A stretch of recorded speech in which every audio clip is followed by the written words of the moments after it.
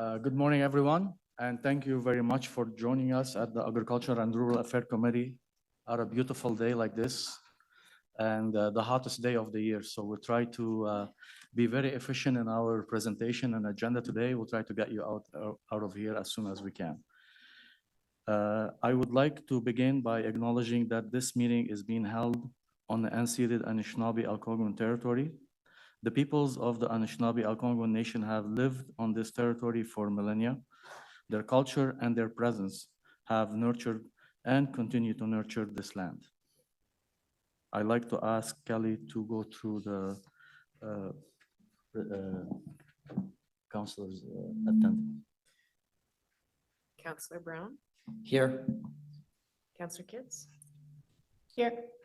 Councillor Luloff, Present. Councillor Clark, and Chair, you have quorum. Thank you, Kelly. This is a public meeting to consider the proposed comprehensive official plan and zoning bylaw amendment listed as items 4.2 and 4.3 on today's agenda. For the item just mentioned, only those who make oral submissions today or written submissions before the amendment are adopted may appeal the matter to the Ontario Land Tribunal. In addition, the applicant may appeal the matter to the Ontario Land Tribunal if council does not adopt an amendment within the 90 days of the receipt of the application for a zoning bylaw amendment and 120 days for an official plan amendment. To submit written commitment on these amendments prior to the consideration by City Council on July 12, 2023, please email or call the committee or council coordinator. Thank you. Any declaration of interest? Seeing none, can we have a confirmation minute of ERAC minute of June 1st, 2023? Carried. Thank you. 4.1, we have a presentation from staff. We'll hold that. We'll get back to it. And we have Mitchell Lesage, our planner, will be ready for presentation in a few minutes. We have zoning bylaw amendment 4.2. Could we hold that, please? Yeah. Thank you. We'll hold this one. We're going to hold it till after the presentation. We have some motion and a few other things coming to that one. Thanks, Councillor Brown. 4.3 zoning bylaw amendment 2659 and 2691 River Road. There is no presentation, no delegation, no correspondence. We have our staff from the city, Jack Ram, planner on it. If any question or report recommendation that the Agriculture and Rural Affairs Committee recommend council approve an amendment zoning bylaw 2008-250 for 2659 and 2691 River Road as shown in document 1 to restrict residential development on the retained agricultural land and to permit reduced lot width for the served land as detailed in document 2. Is that carried? Carried. Thank you. 4.4 front end report on Perth Street. We have no presentation, no delegation, no correspondence, and the councillors of the area he's fully aware of it and in support.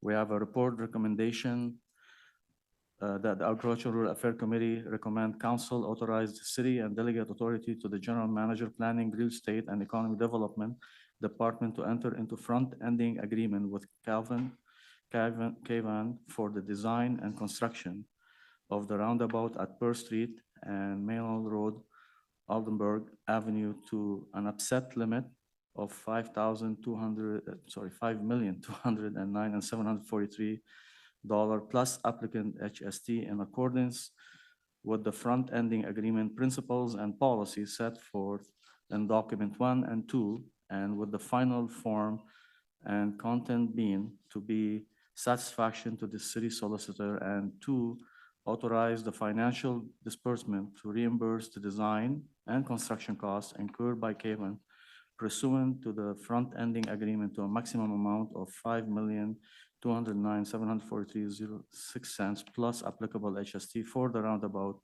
at Perth Street and Maynell Road, Oldenburg Avenue, and in accordance with the reimbursement schedule set out in the front-ending agreement. Carried. Thank you. 4.5. Third-party infrastructure agreement for the detailed design tender construction of the Richmond Road, Richmond West Pump Station Reservoir Expansion. The staff is Mr. Adam Brown. He's our development manager review. He's here. If there is question, there is no presentation, no delegation, no correspondence. Carried. Can I read it first? Thank you. The Agriculture and Rural Affairs Committee recommend that Council delegate authority to General Manager Planning, Real Estate and Economy Development Department enter into third-party infrastructure agreement, Cavan Richmond North Limited and Maramie Jock River Limited for the detailed design, tender, and construction of the required expansion to the drinking water reservoir and integration of a third well for Richmond Road, Richmond West Pump Station. Now you can carry it. Carried. Thank you. Councilor Brown is anxious. He wants to leave. Thank you. 5.1, it's a Quinn branch of the Quail Drain appointing of the engineer. There is no presentation, no delegation. Dave Ryan is and Aaron Moore is online if there is any question. The recommendation is that the Agricultural Rural Affairs Committee recommend Council appoint Mr. Andy Robinson, engineer of Robinson Consultant Inc. as the engineer of record to prepare a report descripting to the impact of extending the existing Quinn branch of the Quail Municipal Drain as described in the report and provide an assessment pursuant to subsection 65(3) of the Drainage Act. Carried? Carried. Thank you. Thank you, Aaron. Office of the City Clerk. We have a status update on Agricultural Affairs Committee inquiry and motions that the Agricultural Affairs Committee received this report for information. Received? Received. Thank you. And we have some motion, we'll deal with them after. We're gonna go back now to item 4.1. And I'm gonna ask, we have a delegation and I'm gonna ask staff to start the presentation. We have Mitchell Lesage.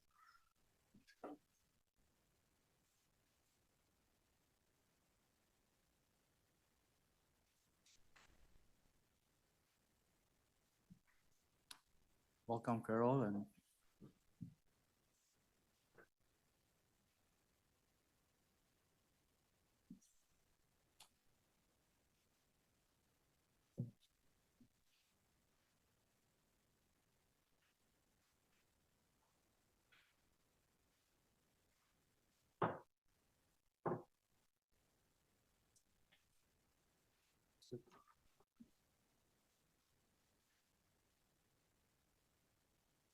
good morning. I'm here to give a quick presentation on renewable energy generation facilities and battery energy storage systems and the interim regulations that we're proposing and increased opportunity for access to retail food stores. So next slide, please. The recommendations of the report are to permit retail food stores in additional zones. This was heard yesterday at Planning and Housing Committee. Again, it's more so an urban issue, but to move on to the next recommendations, the ones I think we're here for are to add a new definition for renewable energy generation facilities and to modify the definition of utility installation to exclude renewable energy generation facilities. We're also looking to limit the size of battery energy storage systems in agricultural zones. So the recommendation, as stated before, was a housekeeping amendment that was heard at Planning and Housing Committee. And the second two recommendations are interim measures. Why are we doing this? Number one is to implement policies of the OP. And number two, there are currently no regulations that apply to REGFs or renewable energy generation facilities. They are permitted throughout the city in almost all zones. So to ensure orderly development in the interim, until a full set of rules are in place, we're wanting to implement those recommendations. This is particularly important because the IESO, the Independent Electricity Systems Operator, the overseer of Ontario's electricity market, will be opening up a procurement window for projects like REGFs. This interim report would not ban such projects, but require any such project to come in for a site-specific rezoning until such a time that we have a full set of rules and regulations in place.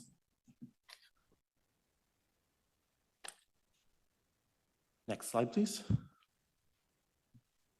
Again, the retail food stores, we've just added the use retail food stores to the zones where retail store was permitted. And again, that was heard at Planning Committee yesterday. Next slide, please.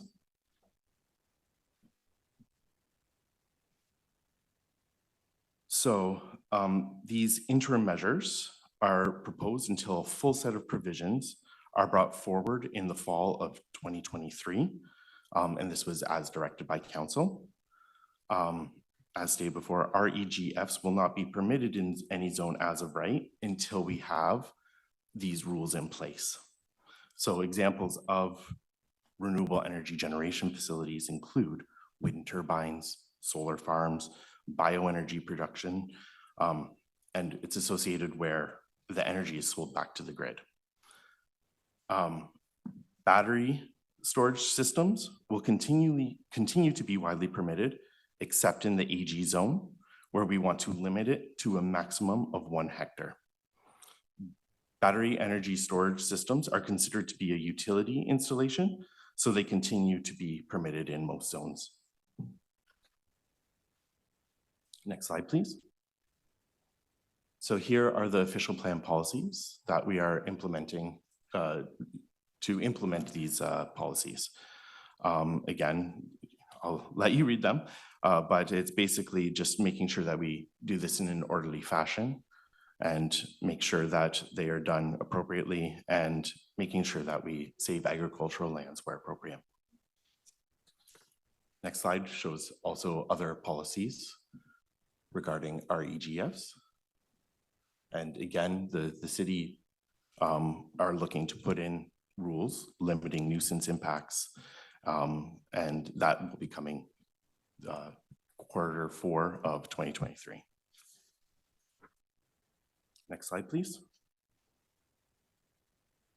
So these are the definitions that we're looking to use in this report. The utility installations include transmission lines, buildings, towers, relays, and any other equipment used to make or deliver a utility product. Utility installations are permitted in all zones except the mineral extraction zone, mineral reserve zone, and environmental protection zone, and are located throughout the city and may be utility corridors or substations located outdoors or within buildings. Again, battery energy storage systems are considered a utility installation. And as mentioned previously, the report recommends limitations on the size of these systems when they are proposed in an AG zone.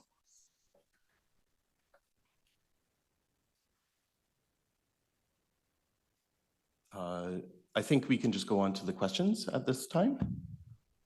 Thank you. Thank you very much for the presentation. And before we go to question, we'll go through delegation, if that's okay. So we have 2 delegations with us this morning. Angela Keller-Herzog, and I know you're not stranger to our committee. You can please take a seat. And you know the rules. I don't have to tell you.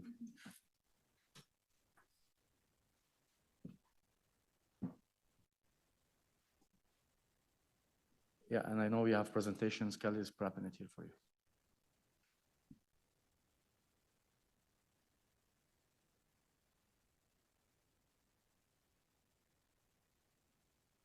Okay, good to go. So I will try to go quite quickly because yesterday I was at planning committee and I was way too relaxed.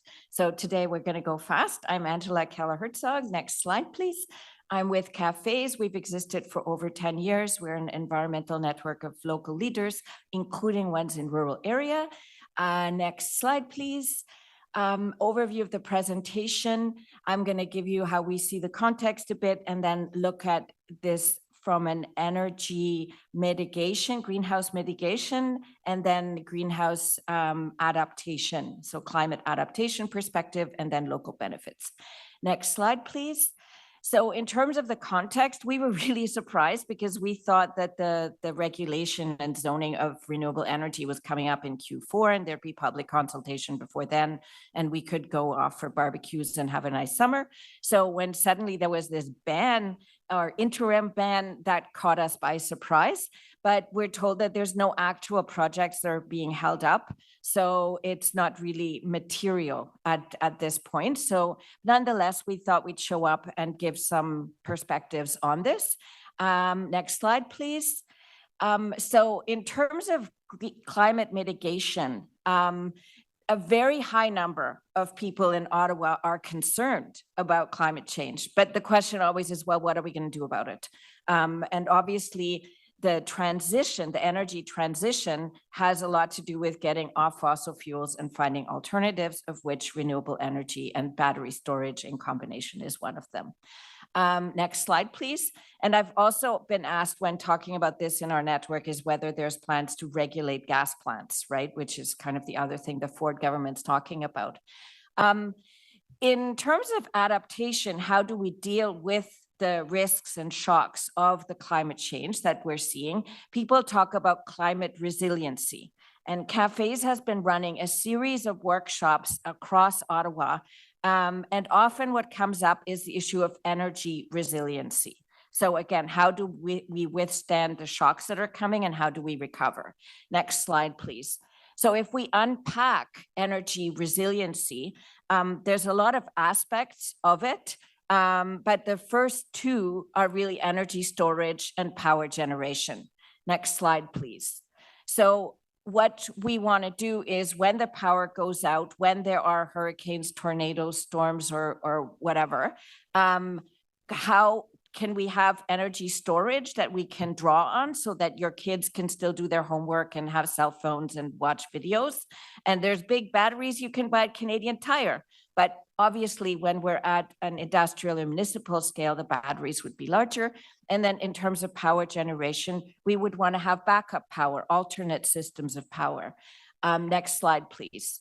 In terms of the community feedback and talking to people at these workshops, energy resiliency is a key concern. People are starting to talk about microgrids, which is basically when you have your own like little island of a system. And the community is concerned about community critical resources, especially communications in a crisis. And often we need energy, we need power for communications. Next slide, please. So now I'm on the last main topic. Now, I know that there has been a lot of rural resistance to especially industrial wind turbines. And we are definitely very, very sympathetic to the scenario where you have, say, outside investors rolling into the countryside, like taking over, imposing new structures. This is basically the same thing when the people in the inner urban city are saying, hey, the character of our neighborhood is being destroyed by these high rises, right? So we have to have local voice. We need to have local consultations. And I would really urge that the local consultations before we start this, like the regulation for the rezoning, that there should be some special effort to actually talk to people in rural areas, because that's been a main issue. In terms of the benefits, I know that in the Kingston area, where there's obviously a lot more wind, there's an estimate of about $15,000 per year per turbine. And the people are quite happy to be receiving those additional land incomes. In terms of co-benefits also, we have seen options where solar and grazing and livestock can coexist. And in terms of diversified farm income, this can effectively strengthen the agricultural economy. And if we can have diversified land use, including long-term, like 20, 30-year leases, this could actually lock in farming and farmland use rather than like having the urban sprawl and rezoning from Toronto. I'm gonna So ask you I'll to stop wrap up, there. please. Oh, Yeah. perfect. That's it. Thank you very much, Angela, and we appreciate your presentation. Any question? Go ahead. Thank you, Angela, for your presentation. I got to hear it twice. You said at the outset that your membership includes rural representation. So I was just wondering which rural community associations form your membership or that you've engaged with. On the climate resiliency workshops, we had one in Burridge Rapids. So that there's the Burridge Rapids Community Association way in the south. And then we were also in West Carleton.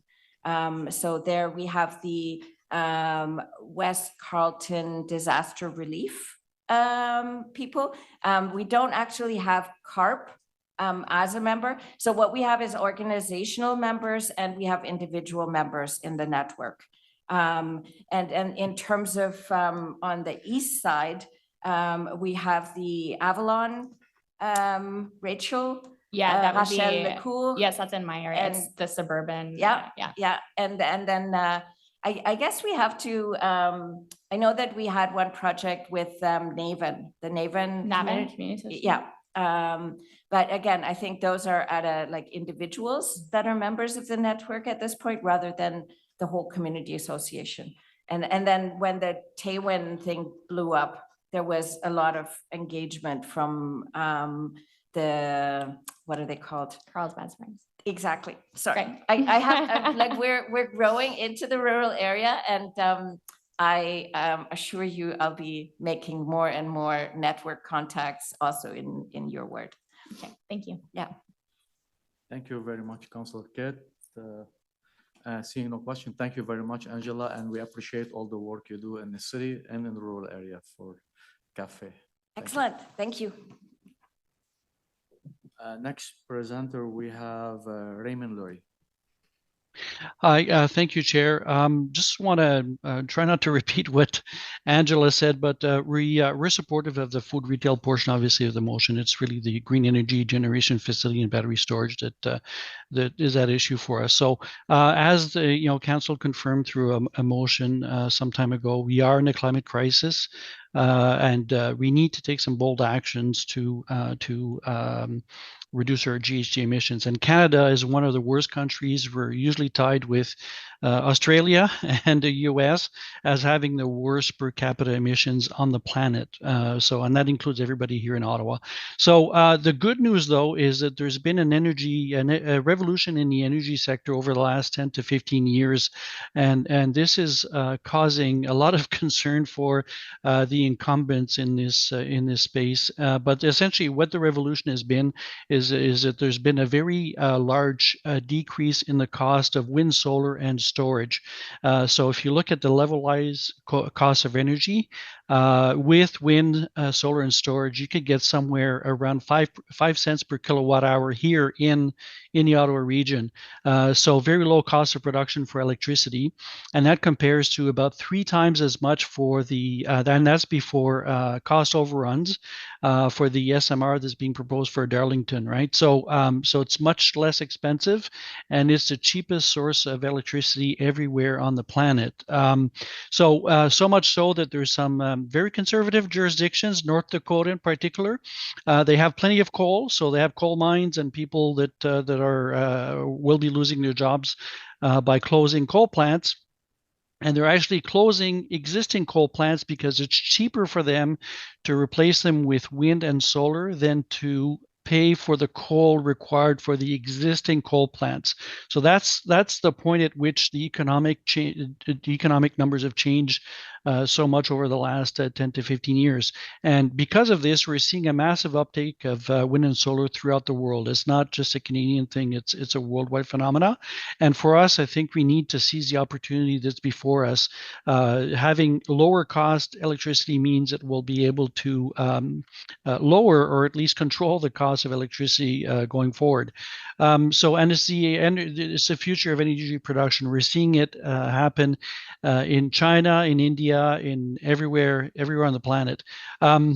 So in terms of economic opportunities for farmers, so Angela has actually covered some of this. She's talked about the income that farmers can make by having windmills on their plot. And what we're finding is in jurisdictions where there's been community collaboration and participation in wind projects, we are seeing that wind projects are very well received, and people are very happy with the wind projects. Where they're not happy is where they haven't been consulted. So I certainly, I certainly agree with what Angela was saying about the fact that we do need to consult communities and make sure that there's something in it for them also, right? So if you look at, and a similar situation with battery storage, that's required for us to be able to store intermittent wind and solar. So we have a growing city. The city continues to grow very fast, and that means we'll need more electricity. We'll need more electricity in particular because we need to transition to electrified solutions away from fossil fuels. So there's really two choices to meet that demand. Choice number one is to use centralized production, so use nuclear plants and big gas plants, etc. And like we have in the past. Those, though, require large transmission lines and would require us to increase transmission lines. And people in rural areas in particular don't like to see additional transmission lines either. So that's certainly an issue for increasing the electricity supply in Ottawa. The other thing with centralized production is the jobs tend to go outside of Ottawa.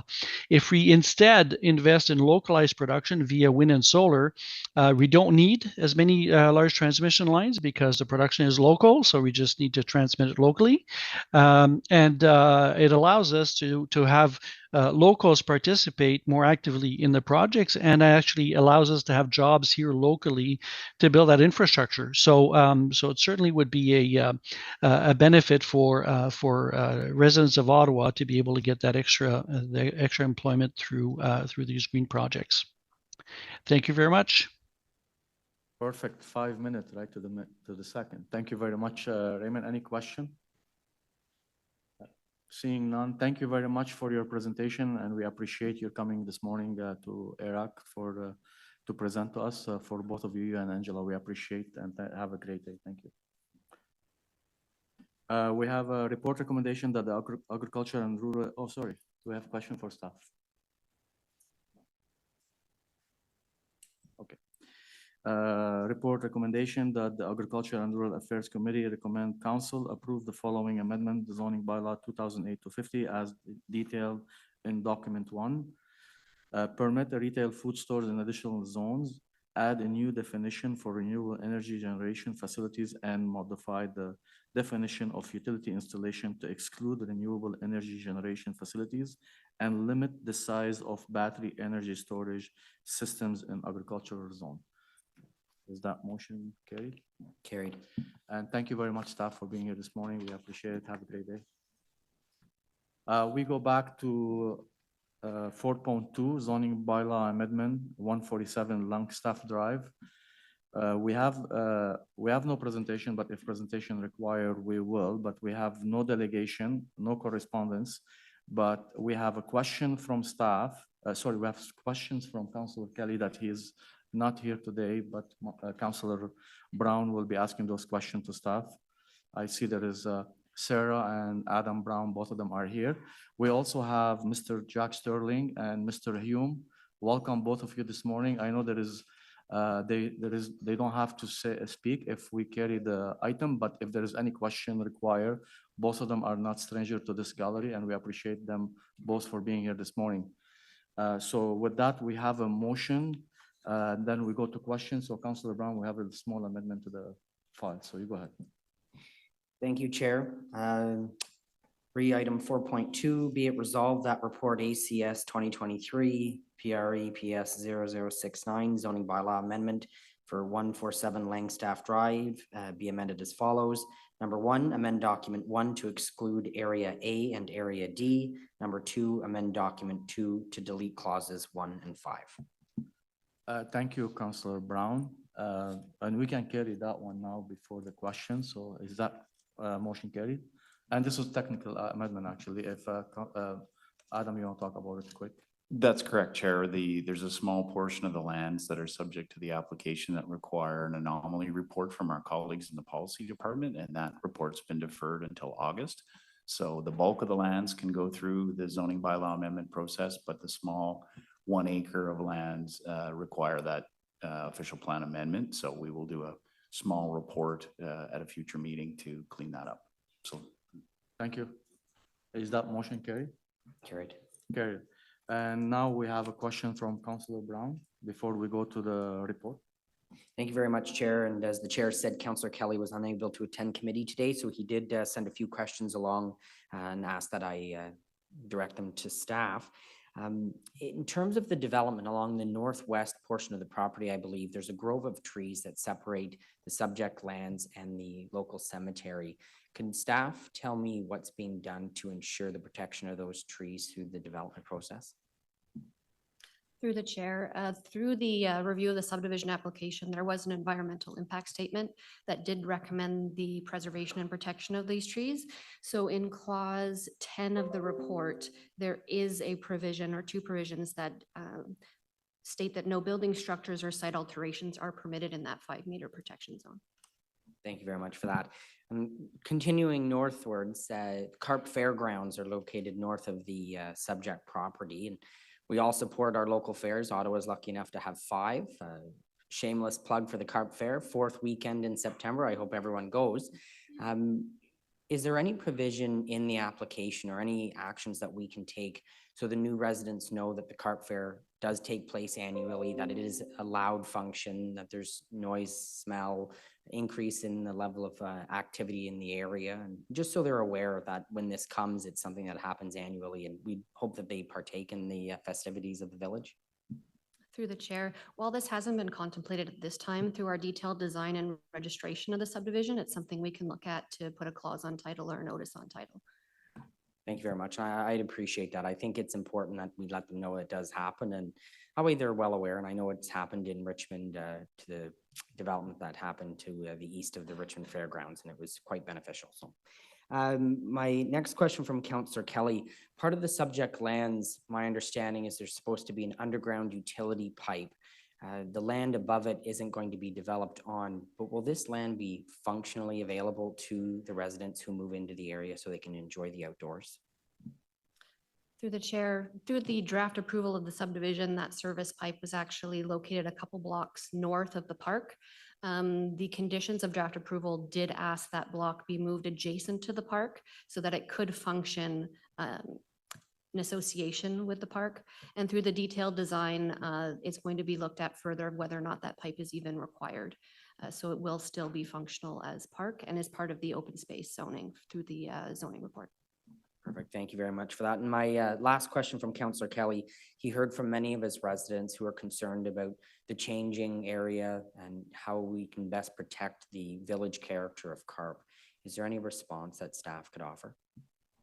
Yes, through the chair. In the secondary plan for the village of Carp, this area is designated predominantly a village residential 3, which is slated for high density residential development and permits the uses that are proposed, such as apartments and townhouses. So the proposed zoning amendment is in keeping with our provisions of the secondary plan. Well, perfect. Thank you very much. And on behalf of Councillor Kelly, thank you very much for answering those questions. Chair, that's all I have. Thank you very much, Councillor Brown. Any other question? I just want to thank staff and Councillor Brown on behalf of Councillor Kelly. I know him and I had a lots of discussion over the file, and I appreciate all the work that's been happening behind the scene. I also want to mention that there is correspondence emailed to us dated July 5th on 2023 from Deborah Kenny. Just I want to be making sure it's on the record. And I'm sure Mr. Sterling and Mr. Hume, they'll be okay not to speaking if they'll be more than happy if we just carry the file.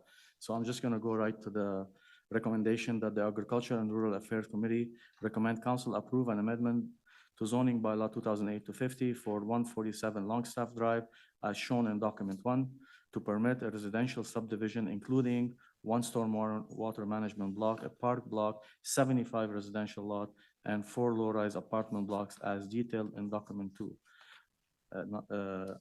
Item 2, that the Agriculture and Rural Affairs Committee approve the consultation detail section of this report be included as part of the brief explanation in a summary of written and oral public submissions to be prepared by the Office of the City Clerk and submitted to council in a report titled Summary of Oral and Written Public Submissions for item subject to the Planning Act explanation requirement at the City Council meeting of July 12, 2023, subject to submissions received between the publication and this report and the time of council's decision. Is that motion carried? Carried. As amended. As amended. Carried. Thank you. Thank you very much, Sarah and Adam, and thank you very much, Mr. Hume and Mr. Sterling, for being here this morning with us on behalf of the applicant. That brings us to, we're not done yet. So we have 2 items added to the agenda. One is from Councillor Brown, and we need to suspension of the rules on that. Yeah. But, yeah, Yes, please. Yeah, thanks. we're Thank gonna you. waive the rules for you. Thank you, Chair. Chair, if it's the will of the committee, I'll just read the therefore be it Yes. resolved clause. Please, Thank you. So, I know you're in a hurry. yeah, the motion is in regard to the Manotick Water Main Link Phase 2. Therefore, be it resolved that council approve the following phased payment schedule based on the project schedule. A, Minto to pay 25% upon city awarding the tender. B, Minto to pay 25% upon breaking ground for the project. C, remaining 50% upon 50% completion of the project. Thank you. Any question? Motion carried. Carried. Carried. Thank you. Second motion is, it's actually by myself, and it is, it's in request and requirement from Ministry of Natural Resource and Forestry. They didn't accept our appointment for our citizen appointee. And so council has to go back and ask for appointment by council, from councilors. So there be resolved that the Agricultural Affairs Committee recommend council approve the following appointment to Conservation Authority Board and Director. One, a Councillor Matt Luloff to the South Nation Conservation Authority, and Councillor Alan Hubley to the Mississippi Valley Conservation Authority, and Councillor Riley Brockington to the Rideau Valley Conservation Authority. Any question? And is that motion carried? Carried. Thank you very Carried. much. We have no in-camera item.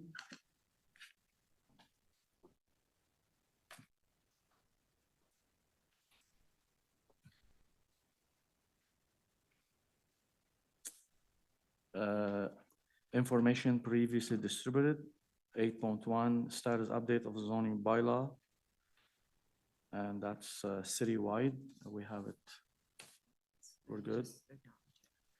And we have no open mic session. We have no notice of a motion for consideration. We have inquiry, and inquiry is from myself. Inquiry, the application of calcium to dirt road in rural Ottawa has significant impact on the conditions of the road for both drivers and property owners within areas that are affected. Rural residents have raised concerns regarding the application of calcium to roads in recent years. So can staff answer 3 questions? 1, what is the current process for application of calcium to dirt road within an operation cost estimate per kilometer treated? 2, what is the time period for procurement and subsequent applicant of calcium to road, and what is the maintenance schedule throughout the season? 3, would it be feasible for staff to conduct a pilot project to treat the entire width of the road with calcium as opposed to the current process, and that would the cost estimate for the integration of this pilot project compared to the current operational cost per kilometer treated? And there is another one. Sorry. Yes. Number 4, there has been assessment of the potential short-term and long-term impact of dust inhalation or mental health impact due to caffeine related to this process? And that will come to council. Thank you very much. I think that's all. So next meeting will be Thursday, September 7, and meeting is adjourned at 10:41. Thank you. Thank you all for being here.